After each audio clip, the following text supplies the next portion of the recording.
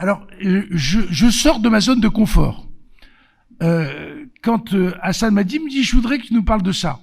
En fait, il se trouve que j'anime un groupe de recherche en infectiologie. On fait énormément de recherches, mais je ne fais pas de recherche sur les comas infectieux. Donc, ça m'a demandé un travail supplémentaire et ça m'a fait plaisir de le faire, parce que cette approche, ça m'a obligé de retravailler sur un sujet que j'avais pas travaillé depuis quelques années, et de refaire à la fois la littérature et de revoir que finalement ça a suivi les grandes tendances de l'infectiologie de ces dernières années. Alors vous savez tous qu'en France, on est rituellement obligé de prendre des liens d'intérêt. Je n'en ai aucun avec le sujet traité. Alors, les différents types de comas, voilà, c'est classique, les comas avec signe de localisation, les comas sans signe de localisation, les comas sans signe de localisation et sans signe mélangé. Et puis, finalement, qu'est-ce qui est infectieux dans tout ça? Bon, je vais vous parler des encéphalites et des méningoencéphalites, très peu des thrombophéblites cérébrales, des abcès cérébrales et des méningites, et dire tout de suite qu'il y a eu un progrès considérable dans les méthodes diagnostiques, à la fois la microbiologie et l'imagerie. Et les deux sont importantes parce que vous savez très bien qu'une des difficultés du Maroc, comme de nombreux pays, c'est d'installer des systèmes de laboratoire de bactériologie classique performants. C'est très compliqué. Et là, on a passé ce cap-là. Et il faut sauter cette étape du laboratoire de bactériologie classique pour arriver à d'autres méthodes diagnostiques, et ça s'y prête. Alors, beaucoup de ce que je vais me servir vient de documents de la Société française de pathologie infectieuse de langue française, qui a publié des mises au point très récentes sur ces sujets, qui touchent l'adulte, mais qui touchent aussi l'enfant. Et beaucoup de ces diapos viennent de ça, et je vous conseille d'aller sur le site, qui est absolument gratuit, qui s'appelle infectiologie.com, où toutes les références de ce que je vais vous marquer sont dedans. C'est gratuit, c'est accessible et c'est de très bonne qualité au point de vue de synthèse. Alors, évoquer une encéphalite infectieuse, je passe très vite, tout symptôme ou signe de dysfonctionnement du système nerveux central associé à la fièvre qui n'est pas forcément au moment du dysfonctionnement, mais aussi les jours précédents. Alors, on se trouve devant une situation pareille. Il faut quand même arriver à quelques examens de base. C'est une médecine qu'on ne peut pas faire complètement sans examen. On va voir, c'est des examens simples. J'insiste et je le répéterai jamais assez. 2 hémocultures, c'est mieux qu'une hémoculture. Quelle que soit la situation clinique, y compris les nouveau-nés, je me bagarre pour ça, parce que la sensibilité d'une hémoculture, même quand un 1000 volumes ne dépasse pas 50%, et la sensibilité de 2 hémocultures, c'est 80%. Donc, voilà. Et alors, sauf situation urgente, on va y revenir. Bon. Et puis les autres examens, tout à fait classiques, qu'on demande dans le cas de situations graves. Alors, pourquoi un bilan hépatique? Parce qu'on va le voir, certaines situations s'accompagnent d'atteintes hépatiques sévères et qui peuvent faire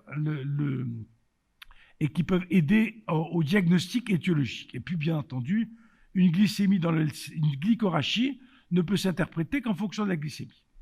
Alors, comme on l'a appris dans tous les bouquins, la ponction lombaire est contre-indiquée avant l'imagerie en cas de tout ce qu'on sait, de signes de risque d'hypertension intracrânienne, d'accord? Mais on se rappelle aussi que si la ponction lombaire est impossible, parce qu'on n'a pas eu le temps d'avoir, eh ben, on applique les recommandations initiales des méningites bactériennes et des encéphalites infectieuses qu'on va voir. Donc on essaye d'avoir avant, on essaye de faire, mais si on ne peut pas, on commence. Alors, l'imagerie, j'insiste énormément dessus. Aujourd'hui, l'imagerie est complètement centrée sur l'IRM cérébral en urgence, avec les séquences flair, avec diffusion T2, T1, sans et avec gadolinium, parce que ça va permettre généralement un diagnostic orienté diagnostic microbiologique et autres. Seulement si l'IRM est impossible, et je peux comprendre que ça puisse être impossible dans certaines régions, eh ben, on se remplace par la tomodensitométrie cérébrale, d'accord, sans et avec injection, mais on va perdre de la qualité. Un autre point qui est important, j'ai insisté sur les hémocultures, 2, volume suffisant. Bon. Le LCR, eh ben, il faut pour avoir une analyse correcte, des quantités suffisantes. 120 gouttes, ça fait 6 millilitres. Hein. Bon. Bien sûr, il y a ce qu'on va faire tout de suite, hein, la cytologie, la protéinorachie, la glycorachie, le lactate et la microbiologie, mais dans le cas des encéphalites, conserver une partie au congélateur parce que les investigations qu'on peut faire secondairement à partir de cette première PL sont fondamentales. Et bien entendu, on l'a dit tout à l'heure, la glycorachie associée à une glycémie concomitante. Alors, oui. 120 gouttes, c'est 6 millilitres. Si tu peux les avoir, c'est mieux. Tu ne peux pas l'avoir chez le nouveau-né, hein. Tu ne m'as pas demandé que le nouveau-né. Hein. Voilà. Mais il faut savoir que les microbiologistes, ils ont besoin de volume pour faire toutes les séries d'examens complètes qu'on ne va pas forcément utiliser. Hein. Alors, l'examen bactériologique standard, voilà, vous le savez, vous connaissez aussi souvent ses limites en fonction de laboratoire avec lequel vous travaillez, mais de toute façon, il y a des limites considérables, on va voir, avec l'examen bactériologique standard. Les PCR, pour l'herpès, pour le virus varicelle zona et pour les entérovirus, qui sont, on va le voir, impératifs, d'accord ? La PCR syndromique, aujourd'hui, je sais qu'il va y avoir un topo tout à l'heure, donc je ne vais pas, j'ai raccourci la partie PCR syndromique sur cette partie-là parce que on va en reparler tout à l'heure, d'accord ? Et puis, recherche de BK, si négativité des PCR précédentes ou forte suspicion clinique et épidémiologique. Et je sais bien qu'au Maroc, ce problème est prégnant et qui va passer largement au-delà de ce qu'on voit, nous, d'habitude, en métropole. D'accord ?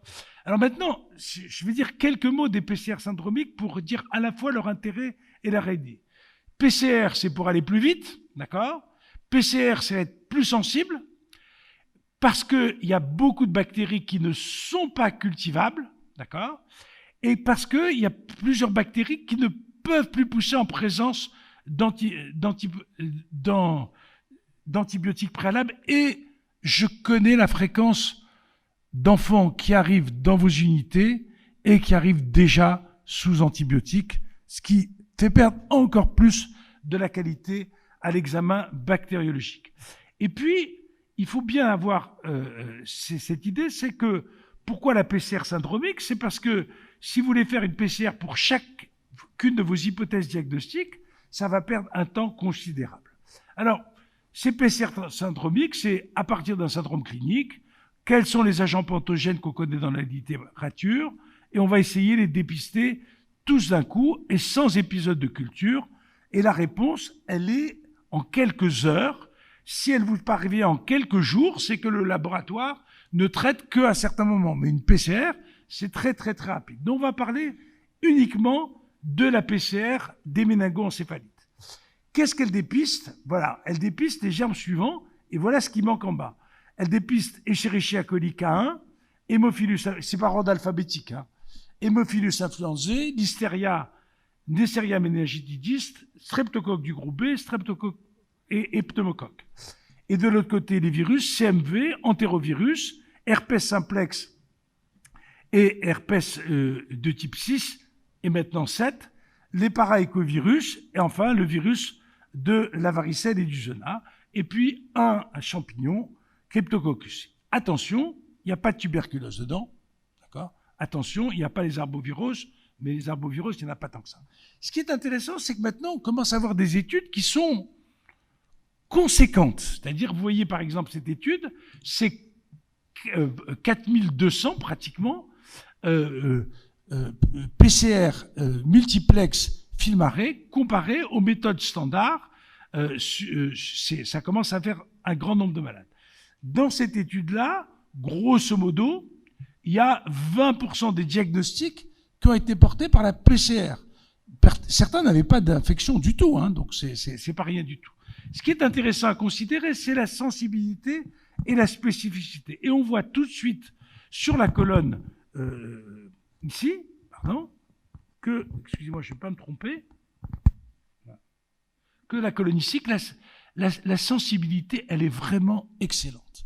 Quand on vous dit, c'est ça, ce germe-là, c'est pas parce que ce germe-là qu'il est forcément pathogène, hein, on va revenir sur ce point-là, mais il n'y a pas d'erreur dans ce sens-là. La sensibilité, vous voyez, elle est moins bonne. Elle est, sur cette étude-là, alors cette étude comprenait des adultes et des enfants, et elle est quand même à 82, 89%, donc 82 pour l'herpès, c'est pas tout à fait ce qu'on attend, parce que donc on va devoir tenir compte de ce défaut de sensibilité qui est quand même pas mal, mais qui est différent. Et alors, un autre papier, cette fois, qui est consacré essentiellement à l'enfant, c'est une étude française qui comporte à peu près 1300 PCR comparés aux différentes méthodes de référence pour les différents agents pathogènes, d'accord ? Et on va voir que c'est pas tout à fait le même cas au Maroc qu'en France. Les virus sortent avant les bactéries. On va voir que c'est pas tout à fait la même chose au Maroc, d'accord ? Et que finalement, dans cette étude-là, on arrive à 30% de diagnostic à la fin par la PCR. Et là encore, on retrouve en termes de sensibilité, de spécificité, avec des intervalles de confiance qui sont étroits pour certains pathogènes, larges pour d'autres, ça dépend d'IA, une très bonne spécificité, mais là encore, une spécificité pour 2 agents pathogènes qui nécessitent des traitements, qui n'est pas optimale, on trouve 75 ou 88%, s'il n'y a pas assez de cas pour faire des intervalles de confiance. Alors, je vous ai dit tout à l'heure, la PCR vous dit il y a HHV6. OK. Mais est-ce que c'est HHV6 qui est responsable de la pathologie? Non, parce que vous savez, HHV6, maintenant qu'on classe en 6A, 6B et HHV7, ce sont des virus qu'on attrape assez tôt dans la vie et que l'on garde en soi avec des réexcrétions de temps en temps. Donc, dans le LCR, vous avez trouvé HHV6, mais c'est peut-être juste un relargage et pas forcément ça qui est responsable. Donc, on peut considérer ça comme un faux positif, parce que vous avez trouvé HHV6 plus tuberculose, ça peut arriver, mais c'était pas HHV6 qui était responsable. On l'a trouvé, il était là, mais c'est pas lui qui est responsable, d'accord ? Donc, deuxième exemple, c'est le cytomégalovirus qui est là. On sait très bien que, de temps en temps, on peut réexcréter du cytomégalovirus, et c'est pas que quand vous avez des leucocytes dans le LCR, vous pouvez avoir une CMV positive sans que ça vous signe la cause de l'encéphalite. Et ça ne remet pas en cause la sensibilité, la spécificité par contre de la méthode. Simplement, après, ça vous demande une interprétation derrière. Je fais juste une petite dégression rapide. On a été très très frappés depuis à peu près 1 an de voir des formes très très très graves d'entérovirus, parce que l'écovirus appartient au picornavirus, survenant chez les nouveau-nés. Je ne sais pas si vous en avez vu ici, mais comme c'est à peu près bien surveillé en France, on a eu 9 infections néonatales sévères. En très très peu de temps, vous voyez, le papier va jusqu'à avril 2023, il vient d'être publié avec un taux de létalité extrêmement important. Alors pourquoi c'est important? C'est pas que des encéphalites, il y a beaucoup essentiellement des hépatites, mais il y en a qui ont des formes d'atteinte méningée, et c'est quelque chose qui est en train de ressurgir avec une idée que ce qui s'est passé durant le Covid et durant les mesures d'hygiène, ce que j'ai décrit comme concept de dette immunitaire, ça ne touche pas que les enfants, ça touche aussi les adultes, et en particulier les parents et les mères de ces enfants. Alors maintenant, Mohamed Bousraoui n'était pas là, je vais lui demander, mais ça fait un moment que tu fais le film arrêt à l'hôpital de Marrakech, est-ce que tu peux demander les résultats au laboratoire, et on va voir les résultats. Donc, il y a à peu près quand même 1000 patients entre 2018 et 2022. Donc, 1000 patients, ça commence à faire du lourd. Hein. Bon. Méningite 61%, méningoencéphalite 39%, avec une prépondérance de méningite chez l'enfant et d'encéphalite chez l'adulte, une cytologie du LCR normale dans 1/3 des cas, d'accord, c'est pas rien, et voilà les résultats, et on va voir dans ces résultats que les bactéries sont prédominantes par rapport au virus, et on va voir sur les résultats après que ça a permis des diagnostics de méningite bactérienne que n'avait pas permis la culture. Et c'est efficace, bien sûr, sur le méningocoque. On sait depuis très très très longtemps que la PCR méningocoque, même dans les pays où la culture est très efficace, même si on prélève, la PCR apporte. Et bien au Maroc, même sur le pneumocoque, la PCR et sur Haemophilus, la PCR permet d'augmenter la performance diagnostique. Voilà par exemple les méningites à méningocoque au CHU de Marrakech. Vous voyez en vert celles qui sont diagnostiquées par culture et vous voyez celles qui sont diagnostiquées par PCR. Et il y a un vrai apport de ça, et en particulier, là, en l'occurrence, la PCR multiplex. C'est pareil pour Haemophilus, où on gagne un apport supplémentaire par la PCR et par les PCR multiplex. Donc, entre l'imagerie et ces PCR multiplex syndromiques, on peut améliorer notre diagnostic, mais il n'empêche qu'on ne va pas arriver au diagnostic pour chaque patient, et il va falloir établir des stratégies thérapeutiques initiales avant les résultats, et puis après, en fonction des résultats positifs, négatifs, mais aussi en fonction de leurs limites. Alors, de toute façon, une fois qu'on a lancé les hémocultures, l'APL, on débute en urgence. Est-ce que devant une encéphalite, on est dans le cadre de l'encéphalite, en absence d'orientation étiologique, acyclovir, alors 10 mg kilo chez l'adulte et le grand enfant, 20 mg kilo, c'est plutôt chez le petit, toutes les 8 heures. L'amoxicilline en même temps pour, en particulier les listeria, d'accord, et puis réévaluation systématique. S'il y a des vésicules cutanées ou s'il y a des signes de vasculopathie à l'imagerie, eh ben, on augmente la dose d'acyclovir parce que le virus de la varicelle zona est moins sensible à l'acyclovir que n'est l'herpès. Donc, on augmente la pathologie.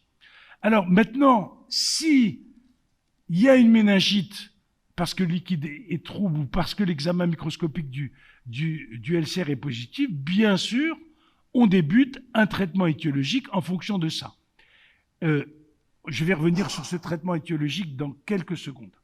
Alors maintenant, dans les 48 premières heures, en fonction des résultats PCR, herpès, virus varicelle zona, entérovirus, on va conduire de façon différente la poursuite. Et le traitement tuberculeux, qui peut, chez vous, se discuter bien plus tôt en fonction du contexte, d'accord, peut être prescrit en plus du traitement par la cyclovir, d'accord, et de l'amoxicilline, s'il y a des présences d'éléments évocateurs, et bien entendu, si l'APL est évocatrice. Alors, j'aurais dû faire passer ces diapos avant, parce que tu m'avais demandé quelle durée de traitement et quelle molécule.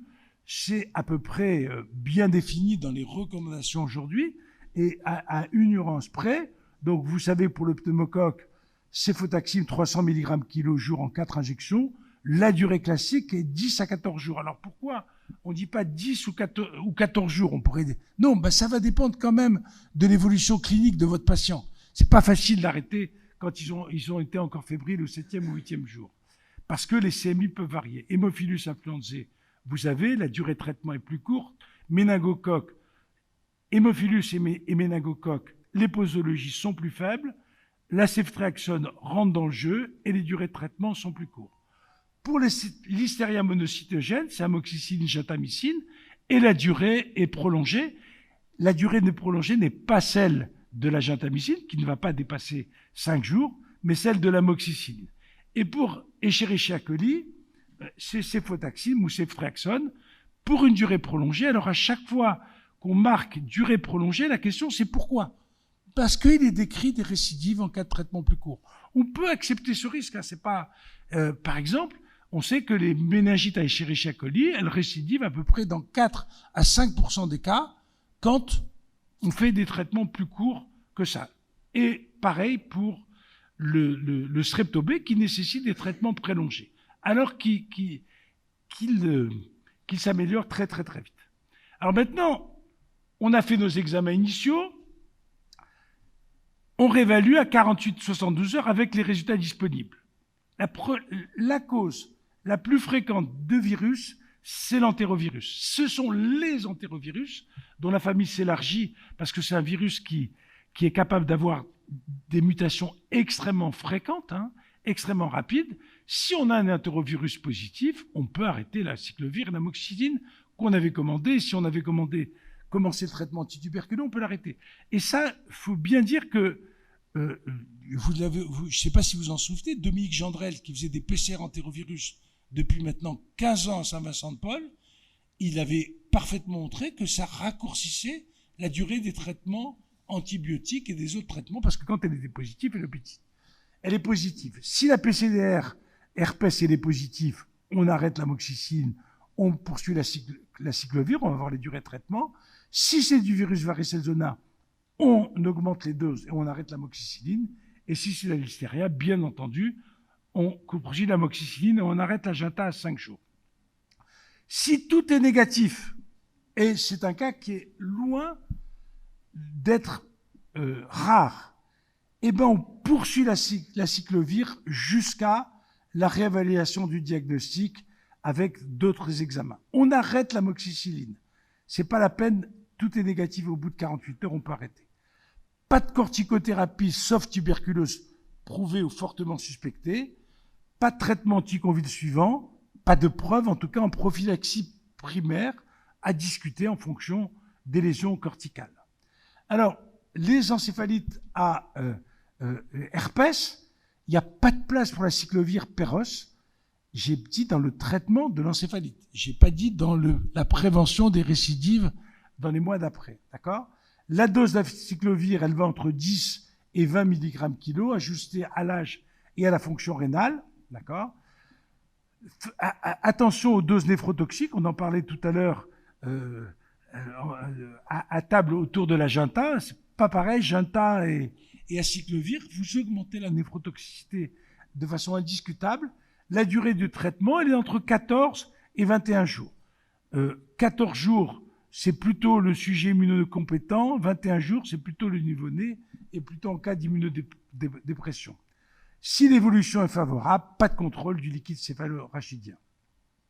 Pour les encéphalites à virus de la varicelle ou du zona, là encore, pas de place de la cyclovir Perros, ni pour la valacyclovir. La dose acyclovir, je vous en ai parlé, la durée de traitement, elle est de 14 jours, le reste n'a pas beaucoup d'intérêt. Peu de choses sur l'encéphalite à listeria, on en a parlé tout à l'heure, amoxicilline Ginta 5 jours, c'est la seule pour laquelle la Ginta est vraiment nécessaire. Je suis passé assez vite sur une diapo, je reviendrai tout à l'heure. C'est le sujet que devait traiter Mohamed Bouskraoui, mais on pourra en discuter, je vais terminer largement avant le temps qui était imparti, pour se discuter qu'est-ce qu'on fait en cas de résistance. Et là, l'alternative à l'amoxicilline en cas d'allergie, c'est le Bactrim. D'accord ? L'encéphalite tuberculeuse, vous en savez plus que nous, d'accord, puisque vous en voyez plus que nous, d'accord. Nous, on reste à un traitement classique. Les Américains discutent la jonction dans le Red Book des aminosides et des quinolones, même si la souche n'est pas résistante. Je vous rappelle que si on fait une quadrithérapie, c'est pas pour être plus efficace, c'est en cas de doute sur la sensibilité à un des antituberculeux, d'accord. Si c'est sensible, il n'y a aucune raison, d'accord. Durée initiale 2 mois, et puis après, on arrive à ces trucs-là. Et puis, je vous ai ce tableau complet qui sera sur les diapos, c'est qu'est-ce qu'on fait maintenant en cas de BK résistant. Et vous voyez que la liste des médicaments s'est allongée en fonction de la sensibilité avec une mention particulière sur les quinolones sur 2 points, qui sont 1, ça peut marcher, 2, il y a des warnings de toxicité qui sont de plus en plus importants pour les quinolones, pas particulièrement chez l'enfant, mais qui font que ça devient compliqué à utiliser, mais dans ce cas-là, franchement, il n'y a pas de problème. Alors, bien entendu, en cas d'encéphalite tuberculose, on met une corticothérapie, les doses sont précisées et la durée est prolongée sur 8 semaines avec une décroissance. Alors, je passe très vite sur ces diapos avant d'arriver à un point sur lequel je voudrais insister, qui est le jonction. Si le diagnostic n'est pas fait à 48 heures, est-ce qu'il faut poursuivre une quadrithérapie antituberculeuse? Oui, si le tableau clinique, biologique et l'imagerie sont en faveur du diagnostic, même si l'examen microscopique et la PCR sont négatifs, parce que aucun autre examen ne permettra le diagnostic. Alors, je voudrais juste arriver, pour gagner un petit peu de temps, pour laisser la place à des questions, c'est les encéphalites secondaires immunologiques. D'accord. Alors, leur diagnostic n'est pas microbiologique, ne se fait pas sur le LCR. Il se fait essentiellement sur l'imagerie cérébrale et sur les sérologies annexes. Et donc, j'ai repris donc les recommandations récentes américaines. Hein. Le diagnostic, c'est les lésions de démyélinisation vues à l'IRM et qui ressemblent fortement à une sclérose en plaques. Il y a 2 maladies qui sont pas si fréquentes que ça, mais qui sont intéressantes parce que là encore, c'est pas sur le LCR, c'est pas sur l'examen microbiologique qu'on fera le diagnostic, c'est les encéphalites, la maladie des crèves du chat. Fort heureusement, elles sont d'évolution favorable. Et puis les cysticercoses, là encore, c'est pas la biologie, c'est l'imagerie qui fait le diagnostic. Donc, je voudrais juste faire une digression. Le deuxième point qui a fait une mise au point très récente, c'est le diagnostic et traitement des abcès cérébraux.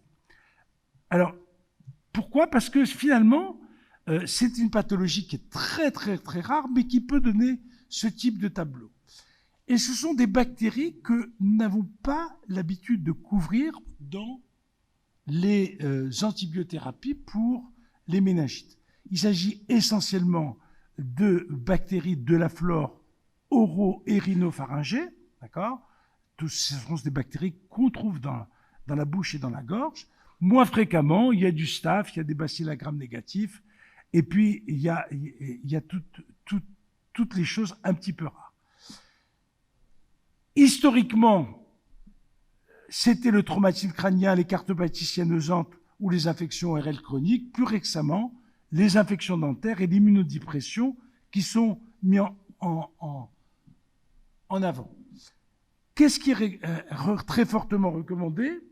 C'est bien entendu l'IRM, parce que c'est elle qui va permettre le diagnostic en incluant des images pondérées avec T1 avec et sans gadolinium. Si l'IRM est impossible, TDM avec produit de contraste. Et là, on s'aperçoit de l'importance du diagnostic. Avant, on disait abcès cérébral, on va commencer tout de suite les traitements. Là, pas de gravité clinique, on essaye d'avoir le diagnostic sur les hémocultures et poser la question au neurochirurgien pour savoir s'il y a une possibilité d'intervention ou de ponction. Parce que la suite du traitement est extrêmement conditionnée par ça. Souvent, quand on fait ça, le chirurgien dit non, sur cette image-là, j'y vais pas, je ne ponctionne pas. Qu'est-ce qu'on fait? Eh bien, on traite comme un abcès communautaire. Abcès communautaire, quand l'abcès est communautaire, c'est une céphalosporine de 3e génération. On revient au céphotaxime et à la ceftriaxone, plus un antigramme moins, le métronidazole. Il y a quelque temps, on avait tendance à rajouter une quinolone. Pourquoi? Parce que la ciprofloxacine, ça donne des concentrations dans le parenchyme cérébral extrêmement élevées. Et puis, il y a quelques années, 5-6 ans, on avait une série dans notre base de données méningite Escherichia coli, pour lequel nous recommandions ça aussi, de 500 méningites à Escherichia coli. Et on s'est retrouvé, on dit, bon, on va faire l'analyse de ces dossiers.